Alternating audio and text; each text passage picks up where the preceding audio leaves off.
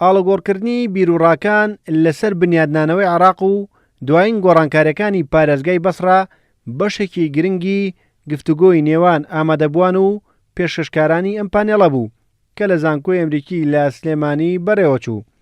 لەم پانێڵەدا باز لەوە کرا عێراق ڕازی نابێت بەسڕا ببێتە هەرێمی دووەم لە عێراقدا و داواکاریەکانی دانیشتوانی ئەو شارەش بۆ بوون بە هەرێم لەلایەن دەسەڵاتدارانی بەغدادەوە وەک ئەمان دەڵێن گرنگی پێنادرێت چونکە بەسرا بە شادەماری ئابووری عێراق دادەنرێت و بە ئاسانی ناتوانن دەستبەرداری بن.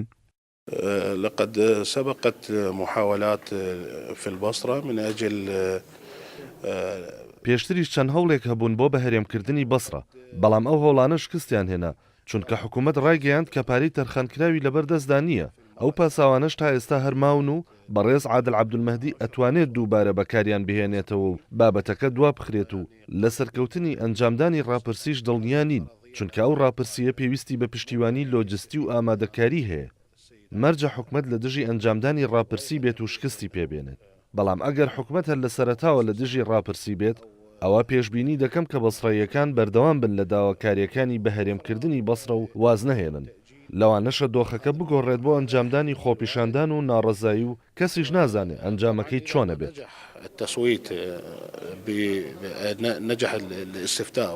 There is no one opinion on this very controversial issue. یەک بیرروبۆچوون لەم بابەتەدا نییە کە جێگای مشتومڕا لە ڕاستیشدا هێشتا بەتەواوەتی ڕوون نییە کە گروپە جیاوازەکان ئەوانەی کە خۆپیشاندانیان کردووە چۆن ڕێک دەکەون. ئێمە بعد لە خۆپیشاندەران دەکەین کە بیرروباوەڕەکان و بیرروبۆچوونەکان ئاڵۆزن و جیاوازن. لە ڕاستیشدا داواکردن بۆ دروستکردنی هەرێم لە عێراقێکێکە لە تەحەدی یاخود یەکێکە لە بربەستەکانیان لە پێشنیارەکان و یەکێکە لەو بیرروبۆچانەی کە لەلایەن خۆپیشاندەرانەوە خراوەتە ڕوو.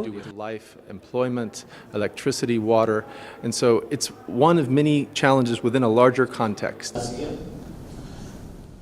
نوێترین پێشهاتەکانی پارێزگای بەسڕا کە بەشێکی گرنگی گفتوگۆکانی ئەم پانێڵەی پێکێنابوو داواکاری ئەنجومەنی پارێزگاکەیە کە لە ئێستادا یەک لە سەرسەی ئەندامانی ئەنجومەنەکە داوا دەکەن ئەنجومەنی وەزیرانی عێراق کۆمیسیۆن ڕابسپێرێت بۆ ئەنجامدانی ڕاپرسی لە ناو پارێزگای بەسڕەدا بۆ ئەوەی ڕای هاوڵاتیان وەربگرێت بۆ بەهرێمبوونی پارێزگاکە.